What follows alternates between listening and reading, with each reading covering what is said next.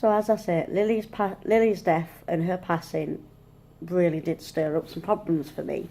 And I think at first we all thought it was just basic grief. I didn't sleep very well. I didn't eat very at all.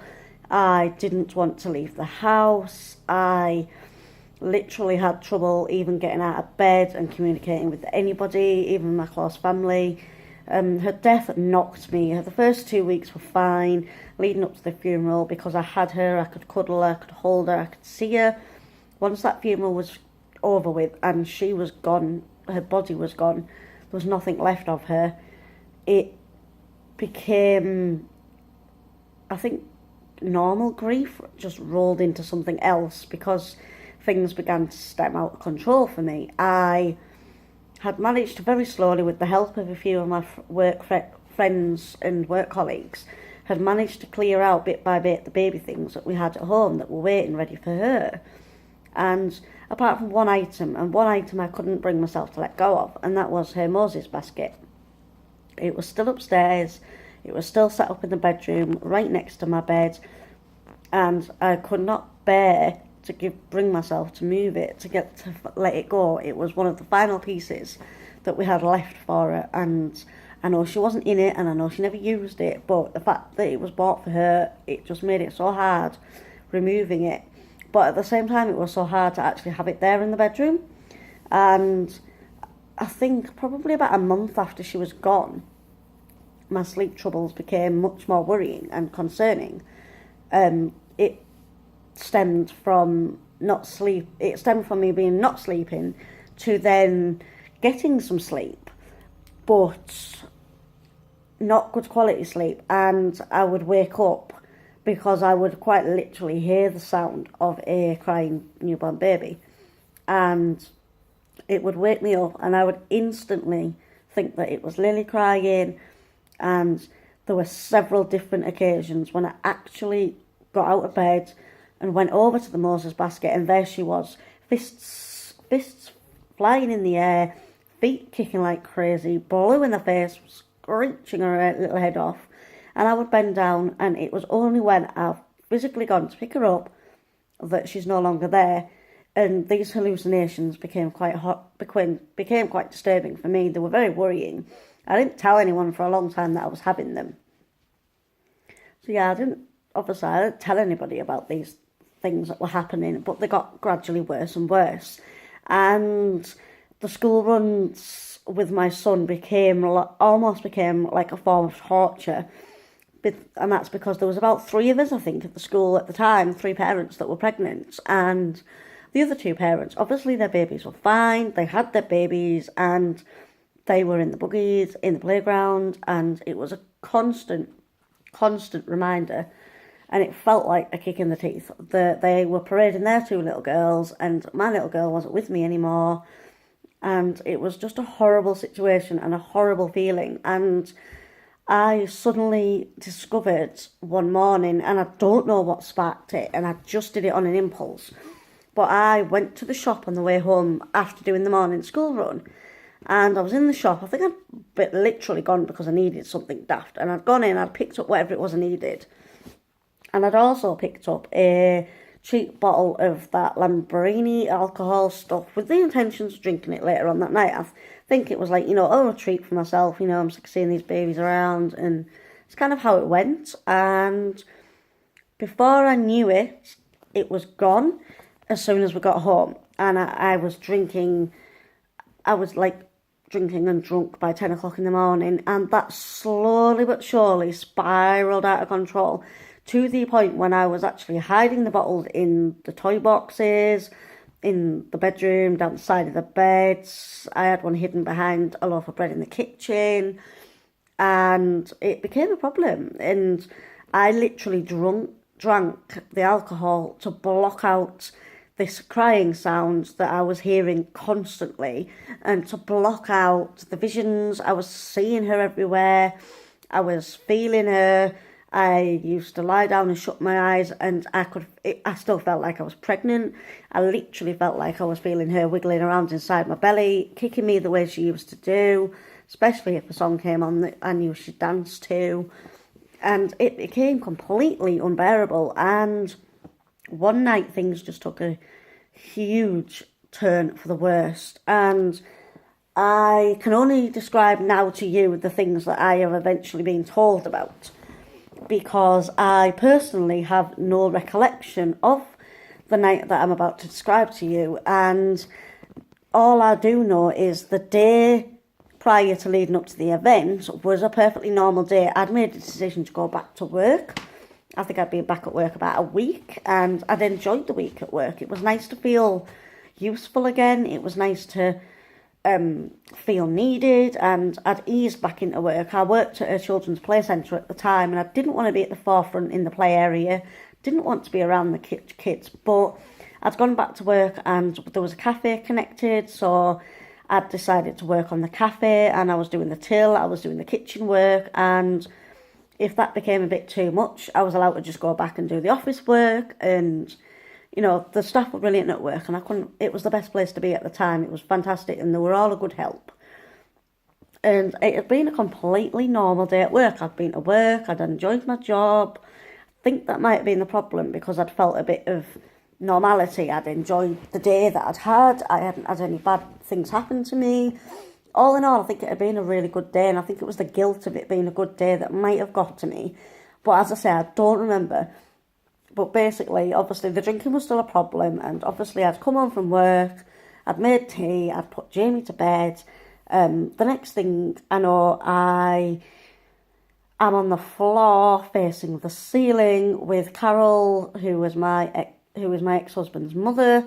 She was my mother-in-law at the time, and she was there, and a paramedic was there, and basically after that, the next thing I remember after that, I was in a hospital ripping out IVs from my arm. And the basic story is that apparently, from what I've been told, is that I had obviously had a lot more than just the one bottle to drink. They had found 4 empty bottles of wine on the floor in the front room with me that night, and they'd also found several empty packets of painkillers. And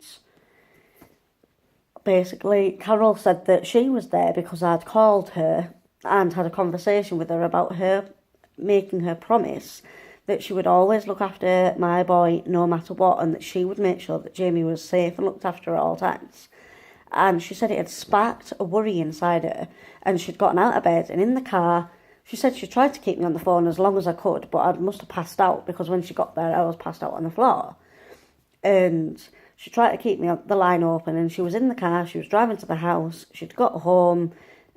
She got to my house around about the same time my husband had got back from work, which would have been after 11 o'clock at night. And basically, this is what they found. They found me unconscious on the floor, and they told me that I was foaming at the mouth because I'd had that many painkillers, and I was basically completely beside myself. I was screaming at them to leave me alone. They were saying I was screaming that Lily needs a mum.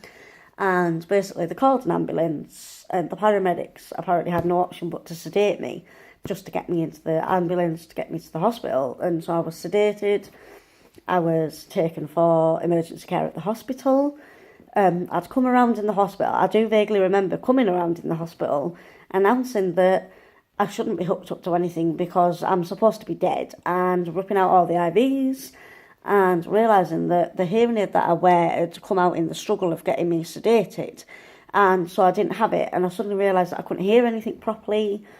I had no glasses on, I couldn't see anything properly, and I was in a strange environment, and it was just very weird. And basically, I don't really know what happened in between. Carol said there was a lot of trying to get me to go to sleep, a lot of trying to get me to pump some charcoal stuff into my system to try and get all the painkillers out of my system. And once they were, happy that I was okay, I was then given options. I could go to a psychiatric hospital voluntarily and get myself checked out, sorted out, and well again, ready to go home.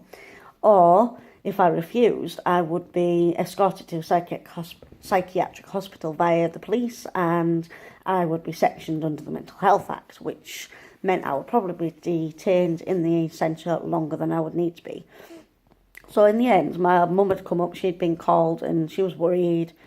And in the end, I had agreed to go into the psychiatric ward voluntarily with my parents, who took me in their car. So I got to go in my mum and stepdad's car, and they were told where to go, and they basically took me there, dropped me off, and I think they were allowed to stay with me for a while, and everything was very strange. I remember going in, I do remember the hospital, I remember going into the room, I remember sitting there and just looking at my mum with my hands over my ears, rocking back and forth on the chair because I couldn't hear anybody, I couldn't see anybody, and I didn't know where I was, and my mum was the only person who knew how to communicate with me when I couldn't hear anything, and I was utterly freaked out.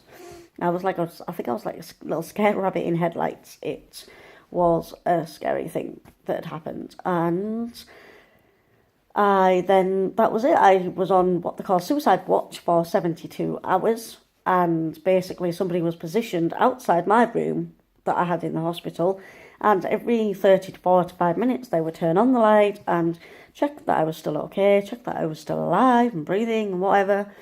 And that was it for the first 72 hours. After that, they were trying to convince me to come out the room. They'd come in and talk to me about various things, and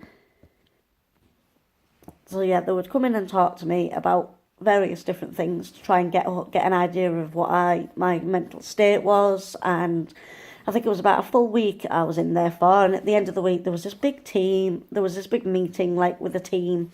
We all had to sit in this room, so there was me, the psychiatrists, the doctors, there was my parents, my parent-in-law, my in-laws, there was my husband at the time, all sat around in this big room. And basically, I remember the meeting basically saying that they were willing to let me go home because I'd expressed a view from day one of wanting to be back at home with my son. And they were only willing to do this if I agreed to liaise with a crisis team that would come to the home once I'd left the psychiatric ward, and I was fine with that. And then basically they spoke to my parents to make sure that they could discover a way of making sure that I am okay and it wouldn't happen again. And then it was like they decided to speak to my husband, obviously because he was the one who was there with me at all times. And basically that is when everybody was very shocked to find out that he knew that I was having trouble. He knew that I was drinking the whole time, and he had basically stood back and let me spiral out of control, and he hadn't done anything to help me, to stop me. He hadn't asked for any advice off anybody, and me and everybody else in the room were quite horrified by that.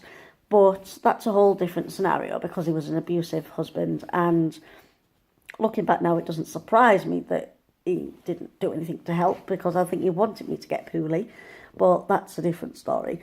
But yeah, basically, so after a week in the psychiatric ward, I think they put the entire thing down to severe grief and depression, and they said that I was on the verge of psychosis due to the fact that I had these visions and these hearing things going on. And basically, they put me on they put me on antidepressants and sent me back home again. And that was basically it for a while. Things got okay for a while, and I think a month later, everything spiraled out of control at home. My husband and I had a big fight. He got very physical, and I eventually walked out on our marriage after 10 years and packed up in the middle of the night, and me and my son came back home to Teesside, which is where we lived prior to moving away, and it was where I always feel like home is home, and this is where we came back to. And I've been back here ever since, and that is the first part of my story. I will make another video leading up to other mental health problems and how that progressed and how I did from leaving my husband and the abusive marriage. And I think this has been a long enough video as it is, so thank you for watching. And this is just the first part of it, and this is just my way of getting it out there, my way of trying to find a recovery road and hopefully be able to help someone else. So let me know if you've ever been in a psychiatric hospital for attempted suicide or psychosis or anything. Let me know, put it in the comments box down below, and I will talk to anybody. If anyone's got any questions about my time in the psychiatric hospital, let me know. And I'll make another video with the rest of the story later on. And thank you for watching. And I apologise that this has been quite a long, rambly video. And I hope you've made it to the end. The thumbs up to those who have made it to the end, because it is a long video, and I will get going now, so I'll see you all later, and peace out, and hold up for part 2. Thank you. Bye.